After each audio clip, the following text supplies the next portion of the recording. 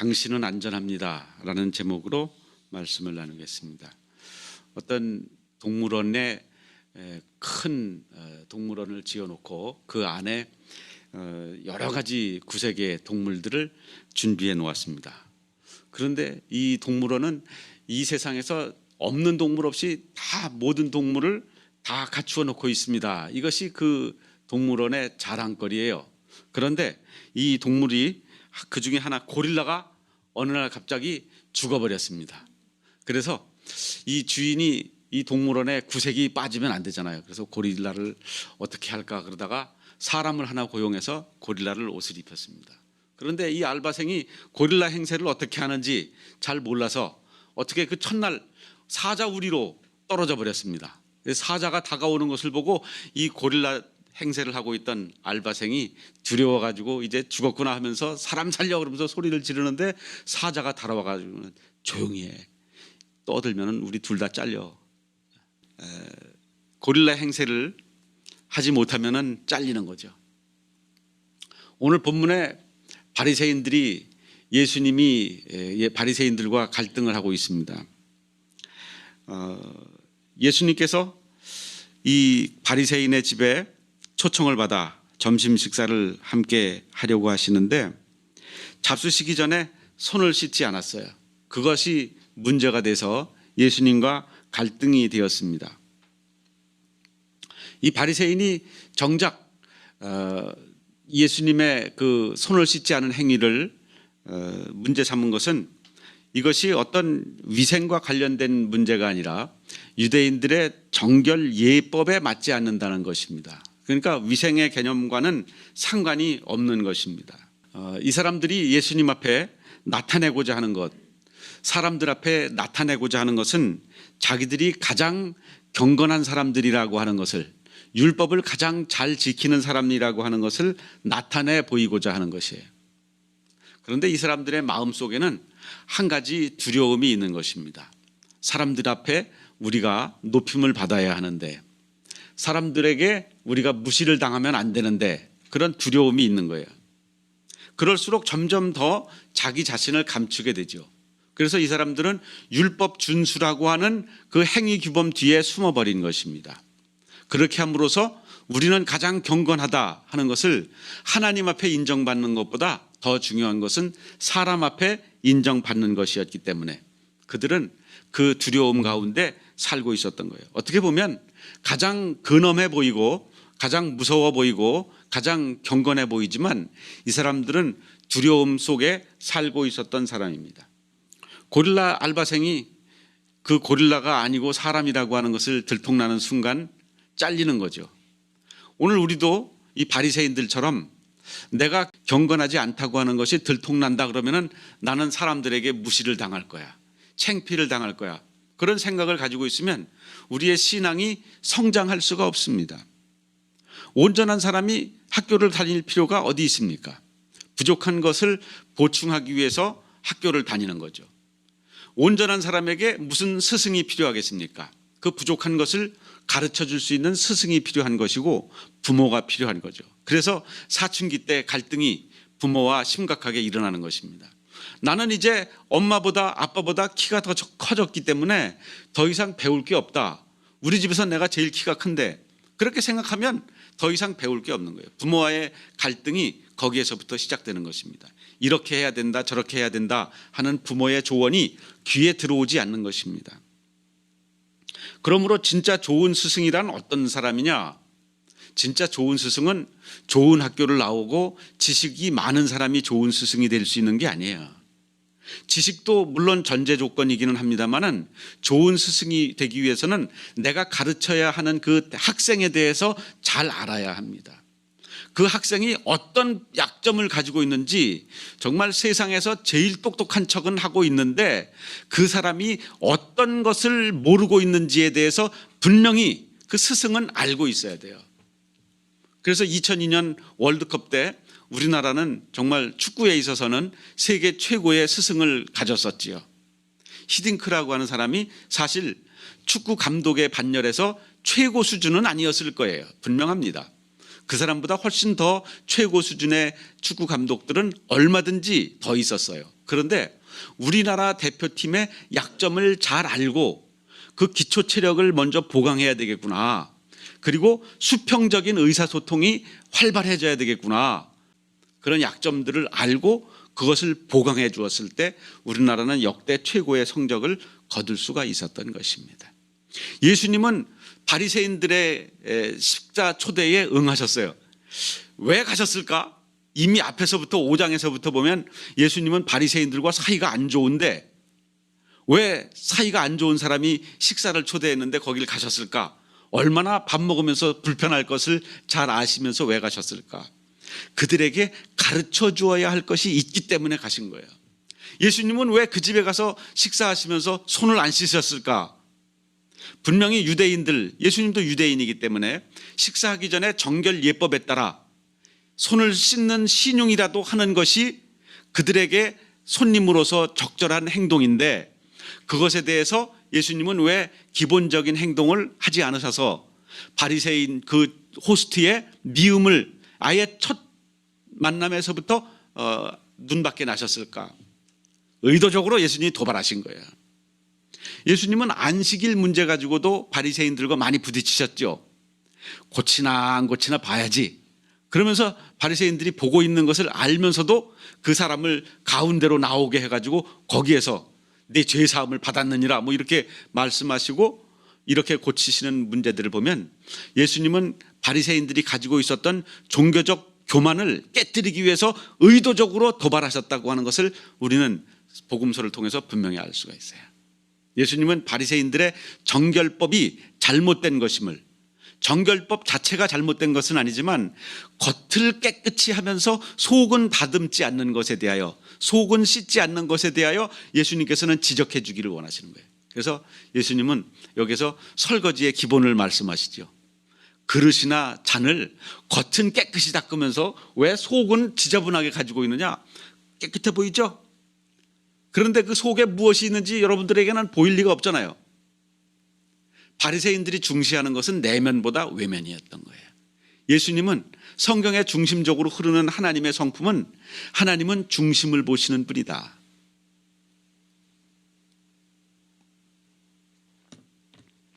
그런 면에 있어서 예수님은 바리새인들이 만날 수 있는 최상의 스승이었어요. 바리새인들은 스스로 생각할 때 우리는 온 세상의 스승이다 이렇게 생각하는 거예요. 혹시 여러분들 중에도 그런 생각하시는 분 있어요? 나는 온 세상의 스승이다. 모두 나한테 와서 꿇어서 배워라. 나만큼만 해. 신앙생활.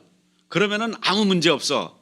이것이 우리가 가지고 있는 자칫 잘못된 신앙의 기준이 아닐까요? 자기 자신에 대한 착각이 아닐까요? 나는 목사니까 너희들은 다 나에게 와서 말씀 배워, 성령 충만 배워, 경건을 배워, 예수님 사랑하는 거 배워, 구제는 이렇게 하는 거야, 기도는 이렇게 하는 거야. 참 스스로 자기의 자신의 거울을, 양심의 거울을 놓고 볼 때 부족한 게 너무 많습니다. 어디 가서 목사라고 행세하기에는 참 부족한 게 너무 많아요. 이렇게 말하면 혹시 실망하시는 분 계실까요? 예수님 아니면은 나는 한순간도 고개를 들고 다닐 수 없는 연약한 죄인에 불과합니다. 마치 로마서 7장에서 바울의 고백과 같이 한 틈도 한 톨도 빠질 것 없이 그게 다 저의 고백의 말이 될 수밖에 없는 것입니다. 그런데 좋은 스승이 있으면 뭐합니까? 그분이 좋은 스승인 줄 알아봐야죠. 아무리 히딩크가 와가지고 내가 너네들 월드컵 4강 만들어줄게 그래도 야 기초 체력해, 왕복 달리기 하루에 매일 훈련하는데 왕복 달리기만 해. 나는 세계 최강의 선수가 될 수 있다고 생각하는 사람들인데 그 사람들을 우리나라에서 뽑고 뽑아서 만들어 놓았는데 결국 왕복 달리기 하라고? 여기가 초등학교 축구부야? 그렇게 말할지도 몰라요. 그런데 최고의 스승을 만났어도 그분의 혜택을 보기 위해서는 그분 앞에 순종할 수 있는 마음이 있어야 돼요. 바리새인들만 예수님을 순종하지 않았나요? 예수님에게 순종하지 않은 사람들이 바리새인들 뿐이었나요? 오늘 21세기를 살아가고 있는 우리들은 예수님이 말씀하시면 아멘, 어떻게 내 약점을 아셨죠? 아니에요, 난 그런 적 없어요 라고 오리발을 내미는데 너무 익숙해져 있어서 사람들 앞에서 가장 경건한 모습을 연출하기를 훈련이 잘 돼 있어가지고 아예 평생을 그렇게 살고서도 그것이 진짜 경건인 줄 알고 살다가 가는 사람들도 얼마든지 많이 있어요. 아픔이 우리 교회뿐만 아니라 모든 교회들의 그런 아픔들을 가지고 있습니다. 저부터도 그런 아픔을, 흑역사를 가지고 있어요. 오늘 예수님이 진정한 우리의 스승 되시고 우리의 약점을 헤쳐내셔서 그것을 도와주시고자 하실 때 주님, 그렇습니다. 나는 연약합니다. 탕자처럼 주님 앞에 나는 허물이 많은 사람입니다. 두 손 들고 천부여 의지없어서 내가 주님 앞에 나아갑니다. 그런 태도로 나아가시는 이 경건한 예배 시간 되시기를 바랍니다. 여러분들 지금 휴대폰 다 손에 들고 예배 드리고 있죠? 참 벌써 이게 4번째 주일입니다. 이런 식으로 휴대폰 앞에서 예배를 드리는 것이, 여러분들 지금 휴대폰 예배니까, 온라인 예배니까 뭐 언제든지 또 동영상 올려놓으면 그때 설교만 가서 보면 된다고 생각하시겠습니까? 주님께서 지금 실시간으로 우리의 예배를 신령과 진정으로 받으시는 분이신 줄로 믿으시기 바랍니다. 주님과의 인격적 관계, 부모와의 자녀와의 관계 속에서도 인격적인 관계가 없은 다음에라야 아무리 우등상을 받아오면 뭐하고, 아무리 최고의 대학에 들어가면 뭐합니까? 나하고 인격적인 관계가 되어 있는 상태에서 그 일들을 함께 기뻐할 수 있어야 그것이 함께 나눌 수 있는 기쁨이 아니겠습니까? 예수님께서는 이 바리새인의 식사에 응하셨습니다. 초대에 응하셨어요. 우리 집에 오셔서 점심 같이 한번 드시죠. 그랬더니 흔쾌히 가셨어요. 그런데 들어가면서 손을 안 씻었어요. 그랬더니 바리새인이 이상하게 쳐다봤어요. 그랬더니 예수님이 이제 마음속에 가지고 간 본론을 꺼내내십니다. 39절에 주께서 이르시되 너희 바리새인은 지금 잔과 대접의 겉은 깨끗이 하나 너희 속에는 탐욕과 악독이 가득하도다. 가득한 거 아니냐? 이렇게 물으신 게 아니고 가득하도다. 아예 진단이 딱 나왔어요. 지금 네 속에 이 교만이라고 하는 병이 있는데 그 병의 원인은 이것이다. 예수님은 아예 진단이 딱 나와버려요. 그런 거 아니냐? 우리는 자녀에게도 어떤 실수를 지적해 줄 때에 직선적으로 이야기하면은 혹시 반발 살까 봐 돌려서 너 혹시 뭐 요새 너무 늦게 자는 거 아니냐? 뭐 너무 외출이 잦은 거 아니냐? 돈을 너무 많이 쓰는 거 아니냐? 노여움 살까 봐. 주님은 그런 거 아랑곳하지 않으셔요. 수술해야 될 때는 수술을 해서 칼을 들이대야지, 수술해야 되는데 마사지 하고 있습니까? 수술해야 되는 사람이 물리치료 받고 있어요? 그거 가지고는 안 되는 거예요. 다 때에 맞는 치료 방법이 있는 것입니다. 예수님께서는 이제 바리새인들의 그 환부가 곰고 염증이 쪄들어 있는 것을 아셔서 잘라내야 할 것을 분명하게 말씀하고 있는 거예요. 그러면 어떻게 해야 돼요? 아멘, 할렐루야. 주님, 어떻게 제 마음에 더럽고 때가 꼬질꼬질한 것을 아셨습니까? 그러면서 그 마음을 활짝 열어드려야 되는데 계속 고릴라 행세하고 있는 거야. 들켰는데도. 어리석은 자들아, 겉을 만드시니가 속도 만들지 아니하셨느냐? 하나님께서 우리의 겉모습만 만드신 것이 아니라 속도, 우리의 마음도, 우리의 양심도, 우리의 영성도 어떤 식으로 작동하는지, 어떤 물질이 나오면은 그 안에서 무슨 화학 변화가 일어난 것인지 그것에 대해서 분명히 알고 있는 거예요. 마치 코로나 바이러스 검출해내는 검사 시약과 같이 어떤 현상이 나타나면 이것은 안에서 분명히 뭐가 있는 것이다 라고 하는 것을 밝혀내는 게 그 검사지 아니에요. 검사 약품 아니에요. 예수님께서는 네가 이렇게 반응하는 것을 보면 네 안에 어떤 영적 변화가 일어나고 있는 것이다, 어떤 작용이 일어나고 있는 것이다 분명히 진단하고 계십니다. 그러니까 좋은 스승 앞에서는 아는 척 할 필요가 없어요. 진짜 좋은 부모 앞에서는 아무 잘못 안 한 척 할 필요가 없어요. 잘못한 것이 있으면 일찌감치 가서 주님, 내가 잘못했습니다. 아버지, 어머니, 제가 잘못했습니다. 이렇게 나아갈 때에 진정한 자녀됨의 축복을 누릴 수가 있는 것입니다.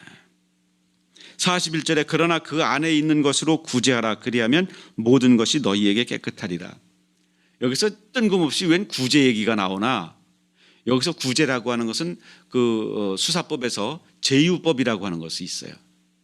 제유법이라고 하는 것은 부분적인 것을 가지고 전체를 싸잡아 이야기할 때 제유법이라고 합니다.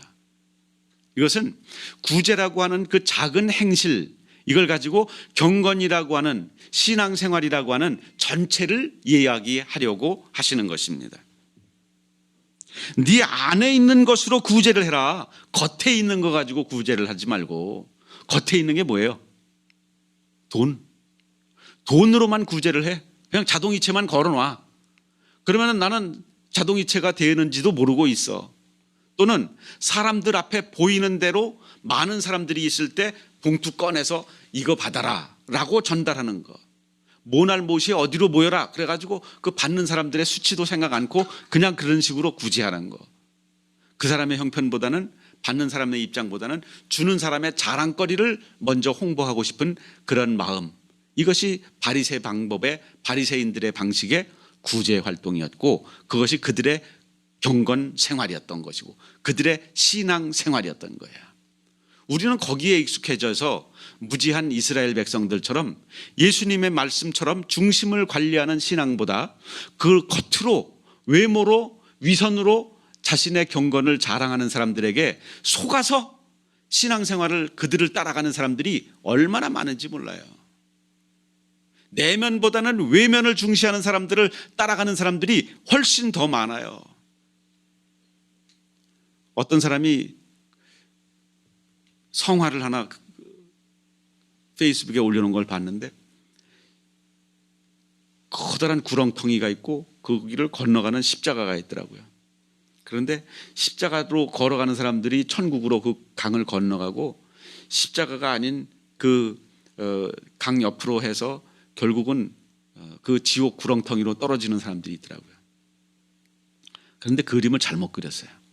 십자가가 너무 커. 완전 고속도로예요. 4차선, 8차선 고속도로예요.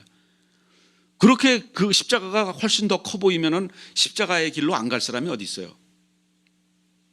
십자가의 길은 눈에 보이지 않을 정도로 좁은 길이라고 예수님이 말씀하신 것처럼, 그 길이 협착해서 그리로 가는 사람이 적다고 하신 것처럼, 십자가는 거의 안 보일 정도로 그려놔야 그 그림이 맞죠. 십자가가 8차선 고속도로는 아니에요.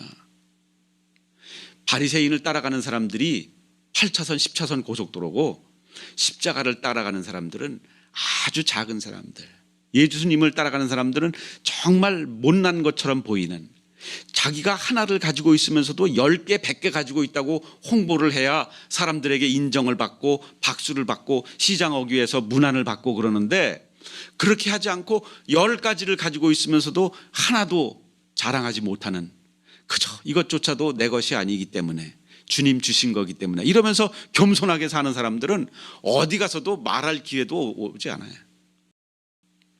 이들의 신앙생활에 밑에 제가 도표로다가 그려놓았습니다마는, 이들의 그 겉모습과 오른쪽 속모습을 한번 나눠봤어요. 박하와 운향과 모든 채소의 11조를 드린다. 이게 박하가 뭔지 운향이 뭔지 몰라도 상관없어요. 아무튼 심지어 부엌에서 먹는 야채와 양념조차도 그람수 따져가지고 10g 넣었으니까 1g은 11조 따로 떼어 놓는 거예요. 이런 식으로 철저하게 11조를 한다 이거죠. 그런데 무엇을 생략했느냐? 공의와 하나님께 대한 사랑을 버렸다 이거죠. 하나님께 대한 사랑과 정의로움이 없으면서 무슨 철저한 11조를 한다 그래. 하나님이 도적들의 대장이냐고요. 바리새인들은 또한 회당의 높은 자리와 시장에서 문안받기를 좋아한다고 43절에 말씀하고 있어요. 이것은 그들의 내면 가운데 정말 비굴한 인격이 자리 잡고 있다고 하는 것을 보여주는 거예요.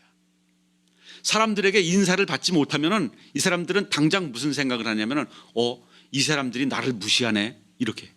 무시하는 사람 하나도 없는데, 그렇기 때문에 그 존경받는 거에 사람들에게 안부를 받고 문안을 받고 인사를 누가 먼저 인사를 했나, 이게 그렇게 중요해요? 누가 먼저 인사하는 게 그렇게 중요해? 예수님께서는 높아지려고 하는 자는 먼저 낮아져야 된다고 말씀하셨는데, 그 다음에 44절에 예수님께서는 너희는 평토장한 무덤과 같아서 그 위를 밟는 사람들이 알지 못한다.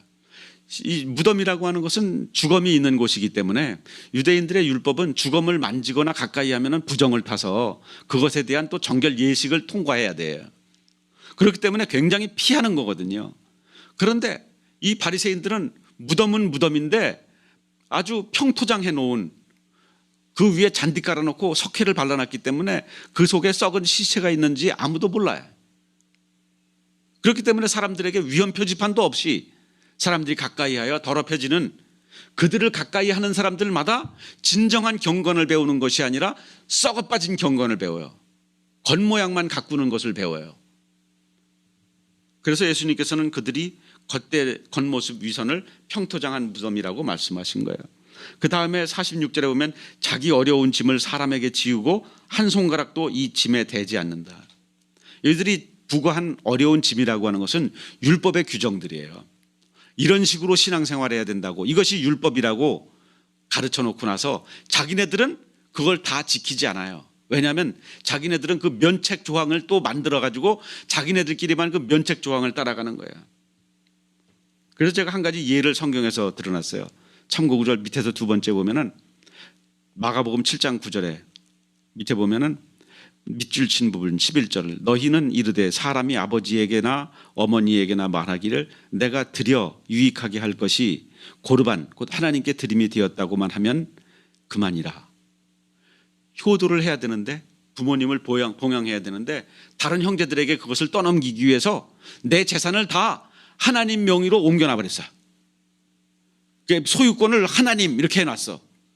그리고서 쓰기는 누가 써? 자기가 쓰지. 하나님이 그거 쓰나? 그러니까 사람들이 와서 너는 재산이 그렇게 많은데 왜 부모님 봉양을 안 하느냐? 그러니까 나도 그러고 싶지. 부모님 고생하시는 거 보면 나도 마음이 진짜 얼마나 아픈지 몰라. 그런데 내가 뭐가 있어야지. 봐, 하나도 없잖아. 아무것도 없다니까. 그럼 너 그 차는 뭐고 그 집은 뭐고 그 늘 놀러 다니는 그건 뭐냐? 하나님 거야 다. 내 거 하나도 없어. 이런 식이에요. 그런 제도를 만들어 놓았어요. 그다음에 참고 구절 마지막 구절에 보면 마태복음 19장 7절에 여짜오되 그러면 어찌하여 모세는 이혼 증서를 주어서 버리라 명하셨나이까? 예수께서 이르시되 모세가 너희 마음의 완악함 때문에 아내 버림을 허락하였거니와 본래는 그렇지 아니하느니라. 이 바리새인들은 아주 아내를 버리고 싶으면 막 언제든지 버리면 돼. 밥을 한번 태워, 어딜 밥을 태워, 나가, 끝. 그래서 그 여권에 대한 그 짓밟는 여권을, 여자들의 인권을 짓밟는 것이 너무 심각하니까 모세가 이혼하려면 아내에게 이혼 증서를 반드시 써주어라. 그래야 그거 들고 가서 재혼할 수 있다.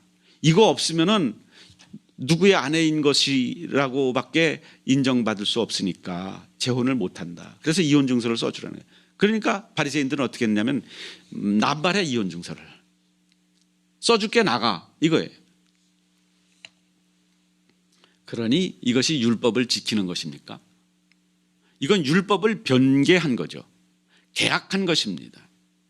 이런 식으로 이들은 겉모습만 갖추고 속으로는 세상에서 가장 더러운 모습을 갖추고 있습니다.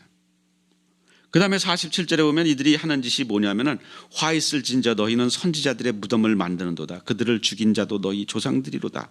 이와 같이 그들은 죽이고 너희는 무덤을 만드니 너희가 너희 조상의 행한 일에 증인이 되어 옳게 여기는도다.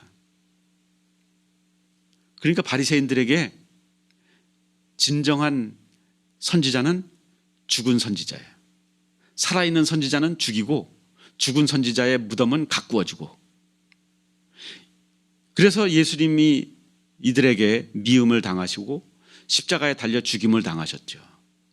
그렇게 함으로써 그들은 예수를 죽여요.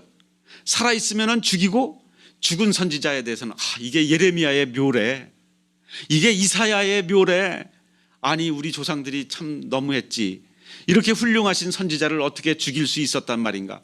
그러면서 자기들은 그거보다 더 큰 선지자 예수 그리스도를 죽이는 죄를 범하는 거예요. 끝으로 예수님께서는 52절에서 말씀하기를 너희가 지식의 열쇠를 가져가서 너희도 들어가지 않고 또 들어가고자 하는 자도 막았느니라. 열쇠라도 두고 가야지. 어디 가면은 열쇠를 프론트에 맡기고 가야지. 프론트에 열쇠를 찾으러 갔는데 아무개가 가지고 갔대. 아무개 어디 갔는지 알고 보니까 점심 먹으러 갔대. 저녁 먹으러 갔대. 사우나 갔대. 그러면 그때까지 사람들이 못 들어가고 기다려야 되는 거 아니에요. 예수님께서 그들의 거짓 경건을 책망하십니다. 53절에 거기서 나오실 때 서기관과 바리새인들이 거세게 달려들어 여러 가지 일을 따져 묻고 그 입에서 나오는 말을 책잡고자 하여 노리고 있더라. 이게 스승을 대하는 태도였어요. 예수님께서 그들의 썩고 문드러진 그 안에 썩은 것들을 도려내시고 수술하자. 이거 도려내자. 이거 가지고는 살 수가 없다라고 말씀하시는데 다시 옷을 주섬주섬 입더니 이게 뭐하는 짓이냐고 그러면서 예수를 어떻게 하려고 그래요? 이들은 거세게 달려들어 따져 묻고 책 잡고자 하여 노리고 있더라. 이게 바리새인들만의 잘못인가요? 오늘 말씀이 여러분들의 삶을 지배하고 있습니까? 말씀이 우리의 삶에 메스를 들이대려고 할 때 주여 나의 죄를 도려내 주십시오. 말갛게 씻겨 주십시오. 불로 태워 주십시오. 물로 씻어 주십시오. 염증을 도려내 주십시오. 주의 사랑으로 감싸 주십시오. 이렇게 마음 열고 나가십니까? 이런 위선적인 행위를 통해서 얻는 것이 뭐가 있어요? 그래도 사람들의 존경은 챙길 수 있다고 생각했어요. 그러나 하나님께서 그 속에 썩은 것을 다 진단하시고 책망하시는 그것에 대하여는 거절하고 있는 것입니다.